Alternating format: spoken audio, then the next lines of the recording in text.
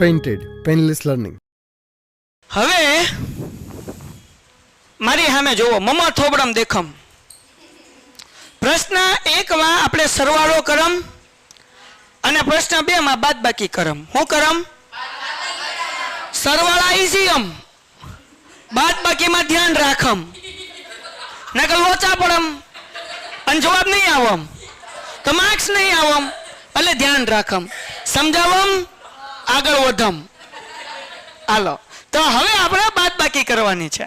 તો બાદબાકીની અંદર પેલા એમનેમ 12a માઇનસ 9ab વત્તા 5b માઇનસ 3.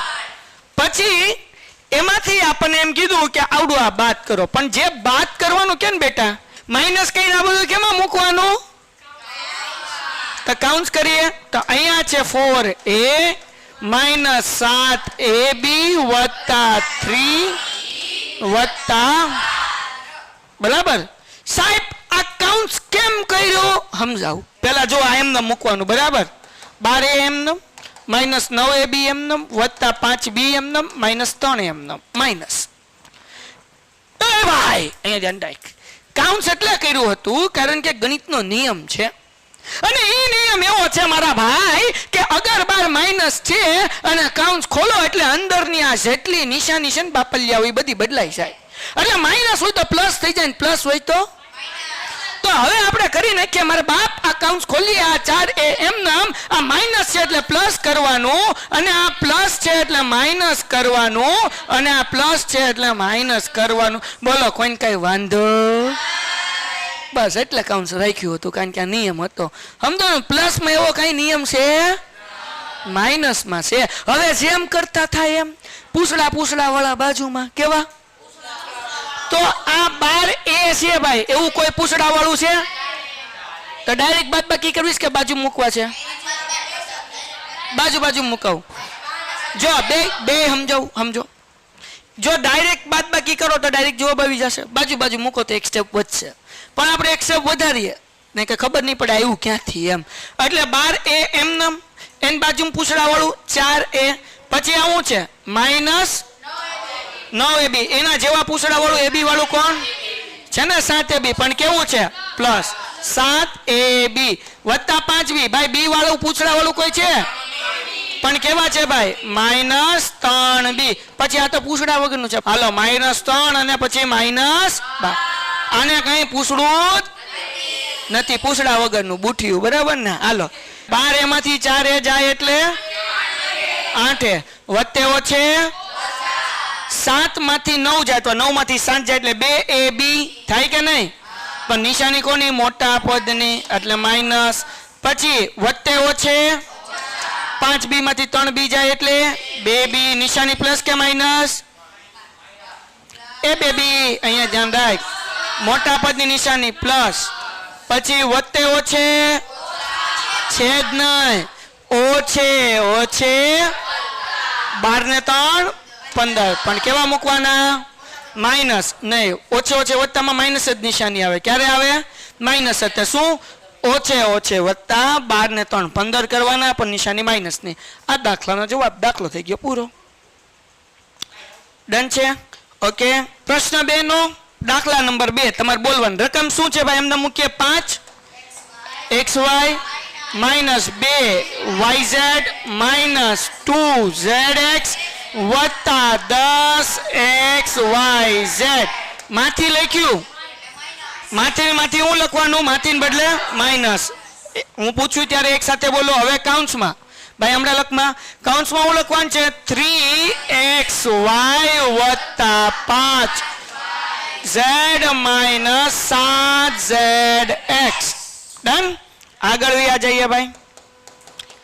5xy આ બધું એમને, એના કઈ ચાળા કરતા નથી. કેમ? કારણ કે આપણે ડાયરેક્ટ જવાનું છે કાઉન્સ આગળ. કોની આગળ જવાનું છે? અને કાઉન્સે કીધું ભાઈ મને ખોલો, તો એને ખોલી નાખીએ. તો હવે જેટલા પ્લસ છે, કારણ કે 12 માઇનસ છે એટલે નિશાની બદલાઈ જશે ને, એટલે આ 3xy એમને, આ પ્લસ છે એના બદલે માઇનસ થઈ જશે, આ માઇનસ છે એના બદલે પ્લસ થઈ જશે, બરાબર ને. 7zx. હવે પૂછડા સરખા હોય એ બાજુ મૂકીએ. બોલો કોના પૂછડા સરખા છે? 5xy. એના જેવું પૂછડું કોણ છે? પણ કેવા? માઇનસ 3xy, પછી માઇનસ 2z સોરી yz, અહીંયા yz વાળું કઈ છે ને, માઇનસ 5yz, પછી છે માઇનસ 2xz, અહીંયા કઈ xz વાળું છે તો કે હા, વત્તા 7xz. હવે વધ્યું કોણ? એમને મૂકી દો, એકલો છે 10xyz. સરવાળો બાદબાકી કરીએ. 5 માંથી 3 જાય તો 2. પૂછડું એમનેમ, પૂછડાના ચાળા કરવાના, ઓછે ઓછે 5 ને 2 7. yz નું પૂછડું એમનેમ, નિશાની તો કે ઓછે ઓછે વત્તા, નિશાની માઇનસ ની, વત્તે ઓછે 7 માંથી 2 જાય એટલે 5zx, નિશાની કોની? મોટા પદની, અને છેલ્લે એમનેમ વત્તા 10xyz. દાખલો થઈ ગયો પૂરો. ડન છે? સાવ ઈઝી દાખલો છે.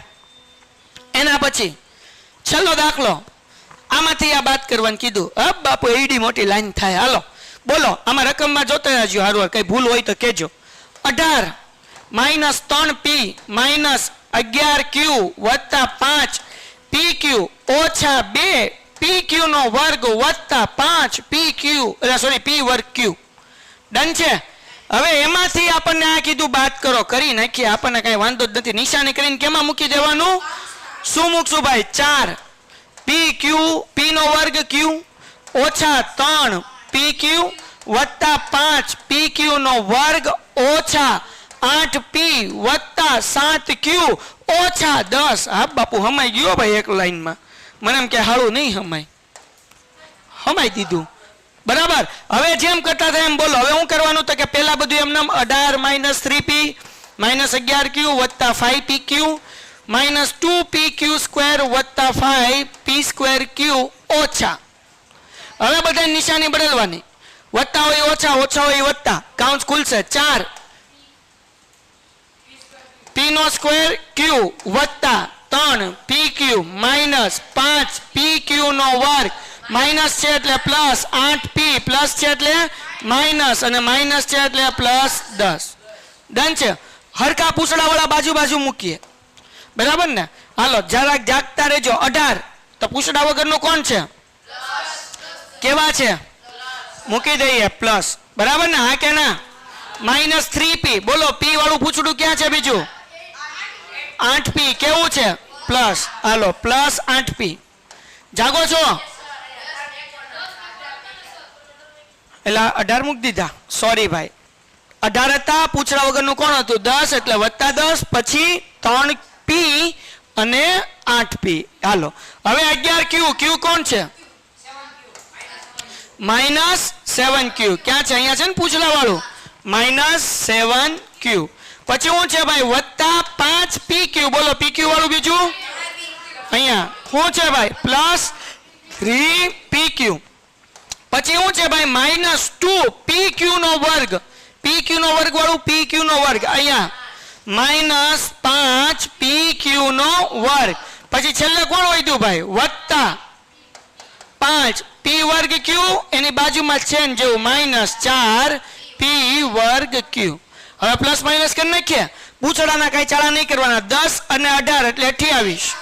વત્તે ઓછે 8 માંથી 3 જાય એટલે 5p, નિશાની કોની?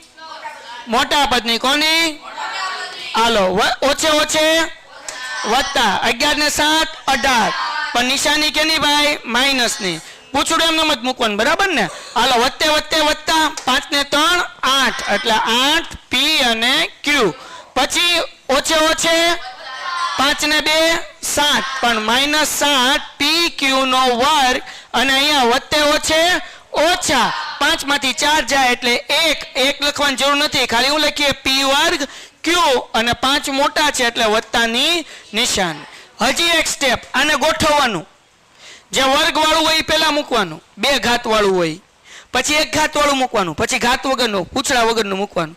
તો 2 ઘાત વાળા 2 પદ છે એટલે પેલા મૂકું છું p વર્ગ q. બીજું કયું છે? માઇનસ 7pq વર્ગ. પછી ખાલી આ pq વાળું છે મૂકી દઈએ, વત્તા 8pq માઇનસ 18q વત્તા 5p અને વત્તા 28. દાખલો થઈ ગયો ટૂંકમાં મેં ઊંધું કરી નાખ્યું. પહેલા જો આ વર્ગવાળું આવ્યું, પછી પીક્યુ આવ્યું, પછી ખાલી પી ખાલી ક્યુ અને પછી પૂછડા વગરનું. દાખલો થઈ ગયો પૂરો. Painted, Painless Learning.